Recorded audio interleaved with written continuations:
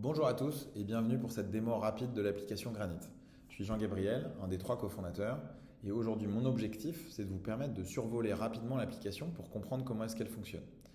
Granit accompagne aujourd'hui des centaines de PME de tous les corps d'État et un peu partout en France, et ça nous donne une opportunité d'être un peu comme une tour de contrôle des bonnes pratiques secteur. Fort de cette expérience avec nos clients, on a construit une méthodologie en 3 piliers: planifier, piloter, analyser, qui permet aux entreprises d'intégrer la rentabilité au sein des processus métiers en ayant un suivi en temps réel de leur chantier et en s'assurant qu'ils restent rentables. Il faut expliquer que Granit, c'est une solution SaaS, ce qui veut dire que c'est une solution qui est accessible depuis n'importe quel terminal, pourvu que vous ayez une connexion Internet. Donc là, vous voyez, je suis sur le site Internet de Granit et je vais pouvoir venir me connecter ici. Je vais rentrer mes identifiants et donc je vais me connecter et pouvoir accéder à l'application. Quand je me connecte, j'arrive sur le tableau de bord de mon entreprise. C'est ici que je retrouve tous les indicateurs clés de mon business. Et donc, pour arriver à créer ces indicateurs, entre guillemets, je vais interagir avec la plateforme. Et donc, on va commencer par aller regarder les paramètres d'entreprise. Là-dedans, je vais vouloir commencer par vous montrer la partie utilisateur. Granit, c'est une solution qui est collaborative. Et donc, c'est ici que vous allez pouvoir créer vos différents types d'utilisateurs. Donc, que ce soit pour le ou la chef d'entreprise, le ou la directeur ou directrice administratif et financier, les conducteurs de travaux, les chiffreurs-maîtreurs ou même le comptable. C'est ici que vous allez pouvoir créer ces utilisateurs en leur appliquant à chaque fois un profil type que vous aurez défini et donc avec différents droits d'accès selon le type d'utilisateur. Donc, vous voyez, typiquement ici pour mon bureau d'études, je vais avoir ces différents droits d'accès. Ensuite, je vais vouloir vous montrer dans une deuxième phase la partie débours. C'est ici que je vais pouvoir aller créer mes différents types de débours qui sont en fait des arcs analytiques qui vont être clés dans l'établissement du suivi de ma rentabilité chantier par chantier. Ça, c'est un des éléments, un des piliers les principaux dans la construction de la solution Granit. Et donc, c'est une partie qui est très importante. Ce qu'il faut bien comprendre, c'est que vous n'êtes pas laissé à vous-même dans la construction un peu de tous ces éléments. Quand vous démarrez avec nous, vous êtes accompagné par votre chargé de compte qui va vous aider à bien définir tous ces éléments-là. Maintenant, on va pouvoir passer dans la partie devis. Quand j'arrive dans l'interface de devis, je vais pouvoir du coup commencer par vous montrer la partie filtre qui nous permet de sortir des petites analyses sur tous les devis qu'on a pu réaliser. Donc je vais avoir dedans, je vais commencer par aller choisir un label. Des labels, c'est des éléments que vous pouvez créer vous-même à la volée, chantier par chantier, et qui vont vous permettre de créer des axes analytiques. Donc là, disons que moi, ce que je veux regarder, c'est le nombre de chantiers publics qu'Antoine a chiffré depuis le début de l'année. Donc ce qui est très intéressant, c'est qu'avec Granit, je vais avoir accès à cette information-là extrêmement rapidement et que donc je vais me retrouver à avoir bien la donnée agrégée ici du montant total des chantiers publics qu'Antoine a pu chiffrer depuis le début de l'année. Si on parle de la manière dont on crée des devis dans Granit, il y aura deux grandes manières. La première, c'est créer un devis de toute pièce, et on va voir ça juste après. La deuxième, c'est d'importer un fichier. Et donc, typiquement, si vous avez une DPGF, un de nos gros points forts chez Granit, c'est que vous prenez ce fichier très compliqué de DPGF, vous le déposez ici, et ensuite, on a des machines d'import qui travaillent, c'est automatique. Vous pouvez ensuite travailler directement sur votre fichier de DPGF en gardant vos automatismes habituels de l'utilisation de l'interface. Si on parle maintenant de créer un devis de toute pièce, donc je vais prendre un devis déjà existant pour gagner un peu de temps. Et donc, ce qu'il faut peut-être commencer par dire, c'est que l'interface de chiffrage de Granit, on l'a co-construite avec une centaine de chiffreurs-maîtreurs. Et donc, on a mis un accent tout particulier sur l'ergonomie, la facilité d'utilisation pour que ce soit très rapide. Donc, si on commence par regarder ça, donc je vais pouvoir vous montrer en premier lieu que j'ai ce qu'on appelle du bulk action. Donc, je peux sélectionner plusieurs éléments et leur appliquer les mêmes choses si je souhaite. De la même manière, je vais pouvoir utiliser ce qu'on appelle l'autocomplete, c'est-à-dire que quand je rentre, quand je crée un nouvel ouvrage et que je commence à taper, ça va me proposer automatiquement des éléments qui viennent de ma bibliothèque de prix. Donc, ça me permet de travailler beaucoup plus vite et c'est très intéressant. Je vais pouvoir évidemment aussi travailler avec des raccourcis clavier. Ça, c'est quelque chose sur lequel on a passé, on a mis de l'effort en faisant beaucoup d'échanges avec nos clients pour comprendre comment accélérer la manière dont ils interagissent avec le logiciel. Donc, typiquement, le plus connu étant CTRL-Z. Donc, je peux revenir en arrière en faisant ça comme raccourci clavier. Dans mon interface de chiffrage, Je vais avoir aussi un certain nombre de choses qui me permettent de vraiment mettre ça à ma main. Et donc, typiquement, vous voyez ici, je peux décider que là, je chiffre en déboursé, donc j'ai que les catégories de déboursés. Si jamais je voulais chiffrer en prix de vente, je peux décider d'afficher que les catégories vente. Je peux évidemment redimensionner mes colonnes. Et donc, voilà, je peux faire plein de choses qui me permettent de travailler plus vite. Et de la même manière, en bas, je vais pouvoir aller choisir d'afficher différents totaux qui se créent au fur et à mesure que je crée mon devis. Et donc ça, c'est pareil, ça me permet de travailler très vite. Si on parle un peu des exports agrégés de ce que je peux faire dans l'interface, du coup, je vais avoir typiquement la feuille d'approvisionnement. Donc ça, en un clic, ça va aller additionner tous mes éléments qui se retrouvent à différents endroits de mon devis pour me permettre ensuite de faire des passages en commande très rapides qui sont très importants dans le suivi de mes budgets qui sont clés dans le suivi de la rentabilité du chantier. Si on parle un peu maintenant de la feuille de vente, du coup, donc vous voyez que je vais pouvoir ici travailler sur mes frais généraux, ma marge bénéficiaire au global de mon devis, mais je pourrais évidemment faire ça aussi lot par lot. Et donc ça, c'est très intéressant parce que ça va me permettre de chiffrer au plus précis en étant sûr que j'arrive à construire des devis qui sont compétitifs. Je vais même pouvoir aller modifier ma marge par typologie de débours. Donc ça, c'est de la même manière, c'est quelque chose qui me permet d'être sûr de pouvoir travailler de manière très compétitive. On est une solution spécialiste BTP. Donc, bien évidemment, on va pouvoir retrouver tout un tas de choses qui sont très classiques dans le BTP avec des frais cachés, des passages en options. Je vais pouvoir aller évidemment mettre des remises, des plus-values, mon compte prorata.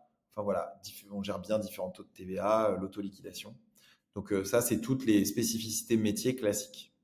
Voilà pour le tour rapide pour montrer comment fonctionne la partie devis de l'application. Et donc maintenant, on va pouvoir passer dans la partie chantier. Donc, nous voilà maintenant dans la partie chantier.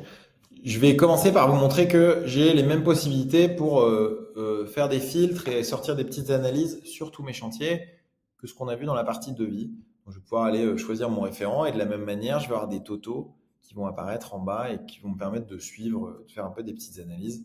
Je vais pouvoir évidemment de la même manière jouer avec mes colonnes pour les redimensionner, etc.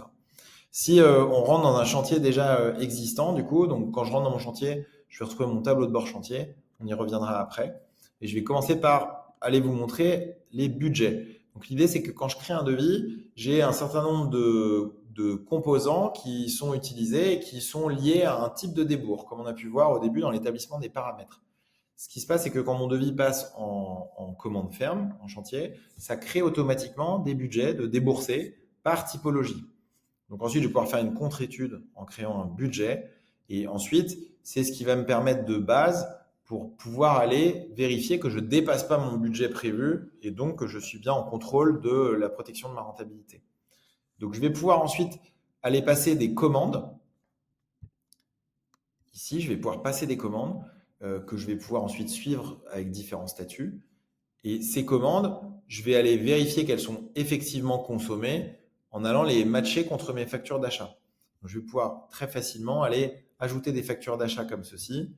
Et donc, j'ai le système de lecture des factures d'achat de Granit qui va pré-remplir automatiquement tous les éléments de ma facture. Et je vais pouvoir ensuite la classifier, que ce soit de manière globale ou de manière ligne à ligne, en ajoutant une typologie et un compte comptable. Je vais aussi pouvoir découper ma facture sur différents chantiers. Je reçois ma facture point P du mois. Elle n'est pas que pour un seul chantier. Donc, je vais pouvoir typiquement très facilement aller la découper sur plusieurs chantiers pour avoir un bon suivi.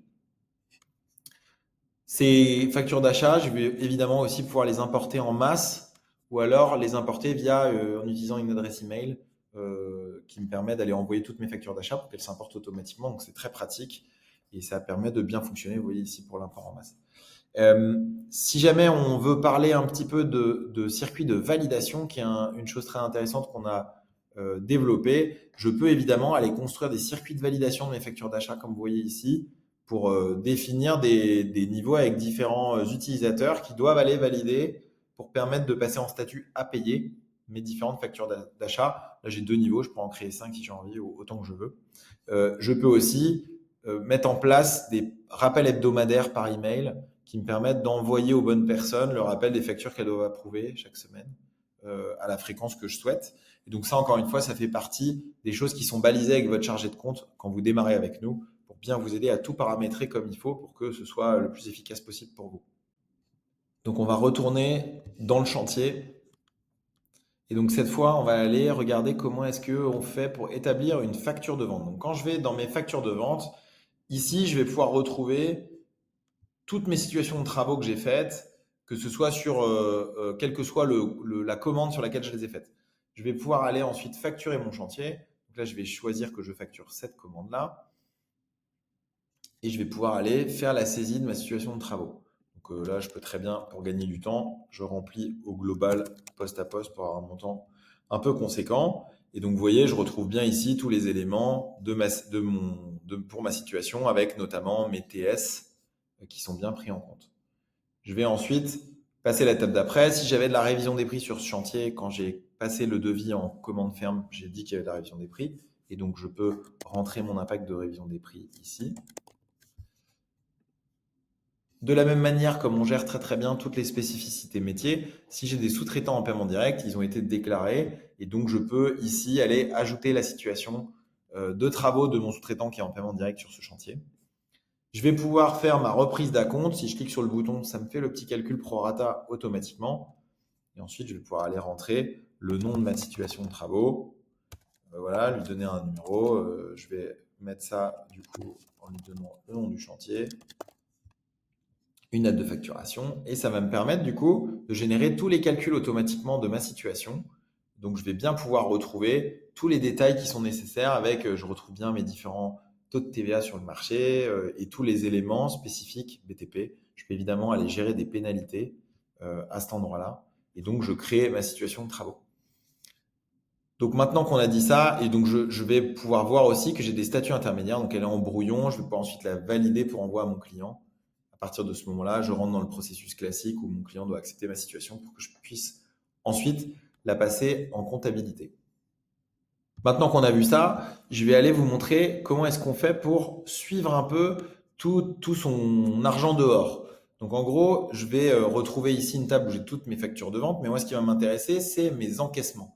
Et donc ici, je vais bien pouvoir retrouver les factures qui sont en attente de règlement, celles qui sont à relancer, trier avec les nombres de jours de retard, celles qui sont payées, etc. Ça c'est intéressant, ça me permet d'avoir une vue qui est très facile à utiliser pour pouvoir relancer mes clients intelligemment au bon moment. Ce qu'il faut noter, c'est qu'on a construit, vu que notre vocation c'est de vous aider à gagner du temps au maximum, on a aussi construit un système de relance automatique d'encaissement où vous pouvez, si vous souhaitez, définir des étapes de relance qui font que vos clients vont être relancés automatiquement à la fréquence que vous souhaitez avec les templates d'email que vous souhaitez. Par ailleurs, si vous ne souhaitiez pas utiliser ça et que vous voulez vraiment faire ça à la main, vous pouvez juste déjà vous définir des rappels hebdomadaires par email qui globalement, vous recevez dans votre boîte mail à la fréquence que vous souhaitez, un récapitulatif de toutes les factures qui sont en retard de paiement et donc ça vous permet de prioriser intelligemment vos activités de relance. Toutes ces fonctionnalités, elles ont pour vocation de vous aider à améliorer vos processus autour de la collecte du cash pour vous aider à renforcer vos positions de trésorerie. Donc maintenant, ce qu'on va faire, c'est qu'on va retourner dans le chantier et on va aller voir le suivi des temps. Et donc, on voit que sur mon chantier, je vais bien retrouver ici mon budget du nombre d'heures de mon chantier qui a été budgété au moment où j'ai fait mon devis, mon chiffrage. Et puis, je vais retrouver ce qui a été pointé et ce qui a été planifié mais pas encore effectué. Et puis, je vais retrouver ici tous mes compagnons avec le nombre d'heures qu'ils ont pu passer. Si je vais dans le suivi des temps, du coup, je retrouve ici tous mes gars qui ont été planifiés sur mon chantier. Et donc, si jamais je souhaite, par exemple, planifier quelqu'un de plus, je vais pouvoir ici dire que, par exemple, Florian, il a en fait aussi travaillé sur ces jours-ci avec son nombre d'heures, le même nombre d'heures travaillées tous les jours, etc. Que son nombre d'heures, c'est 7 heures, avec les typologies de coûts horaires, panier repas qu'on peut voir ici. Ça me fait des horaires qui sont planifiés. Et je vais pouvoir ensuite passer en vue pointage. Donc, je vais pouvoir marquer ces horaires-là comme approuvés. Je pourrais aussi les modifier si je souhaite. Et donc ça vient taper dans mes budgets de temps prévu sur le chantier. Si on passe maintenant à la visibilité du temps passé au global de tous mes chantiers, du coup, je vais pouvoir voir ici que je vais avoir une vue par compagnon, mais je vais aussi pouvoir avoir une vue qui soit globalement par chantier. Voilà, donc là, je vois sur tous mes chantiers comment sont pointés mes gars. Là, je suis sur une vue semaine, mais je pourrais évidemment passer en vue mois aussi pour avoir une vue qui est un peu plus hauteur de vue. Et donc ça me permet d'avoir une meilleure excellence opérationnelle, quoi, d'avoir un vrai suivi, un vrai contrôle de mon entreprise. Et puis, je vais aussi pouvoir faire un certain nombre de choses qui sont intéressantes pour gagner du temps. Je vais pouvoir générer des exports avec tous les détails qui sont utiles pour ensuite aller gérer les payes. Je vais pouvoir partager le planning toutes les semaines avec mes gars par SMS. Et donc voilà, donc tout ça est fait pour vous permettre de travailler plus efficacement. Maintenant qu'on a vu ça, on a vu globalement tous les détails sur un chantier. Et donc, je vais pouvoir revenir sur la partie tableau de bord. Et donc, vous voyez, mon tableau de bord, il est nourri par toutes les interactions dont on a parlé sur mon chantier. Et donc, c'est à cet endroit-là que je veux retrouver tous les éléments nécessaires pour savoir à l'instant T, est-ce que ça se passe bien ou est-ce que ça se passe pas bien. Et donc, ça, c'est une page qui est très utile pour le conducteur de travaux, le directeur de travaux ou le chef d'entreprise pour pouvoir savoir en temps réel où est-ce qu'on en est, est-ce que ça se comporte bien ou pas, avec des indicateurs de chiffre d'affaires, avec des indicateurs de consommer budget, avec des indicateurs de suivi de la trésorerie. Voilà. Donc ça me donne une bonne visibilité transverse sur mon chantier. Maintenant qu'on a vu comment se comporte le tableau de bord d'un chantier précis, on va pouvoir du coup retourner sur le tableau de bord général de l'entreprise qu'on avait laissé de côté au début. Ce tableau de bord, il a été construit pour permettre au chef d'entreprise d'avoir une vision à n'importe quel moment de où il en est de son activité. On va retrouver dessus les indicateurs clés du business. Globalement, partie gauche, partie chiffre d'affaires, c'est donc du hors taxe. Je vais retrouver notamment ce que j'ai facturé depuis le début de mon année fiscale et la tête de mon carnet de commandes. Et puis partie droite, plutôt trésorerie, donc tout en TTC. Je vais retrouver mon argent dehors et puis ce que je dois à mes fournisseurs. Ça me donne une visibilité un peu sur l'évolution. C'est un bon proxy de ma trésorerie. Et on va avoir vocation à étoffer ces parties-là en ajoutant des éléments dans ce tableau de bord pour permettre d'opérer au mieux. Dans cette démo, on n'a pas eu le temps de regarder tout en détail. Le but, c'était vraiment de survoler. Je pense notamment à tout l'aspect pré-comptabilité ou à la gestion, la création et la gestion des commandes. Et donc, si vous souhaitez en savoir plus, il ne faut pas hésiter à venir vous inscrire pour faire une démo avec un de nos responsables commerciaux qui va pouvoir rentrer plus dans le détail et répondre point par point à certaines questions que vous pourriez avoir. Donc, il ne faut vraiment pas hésiter. Merci.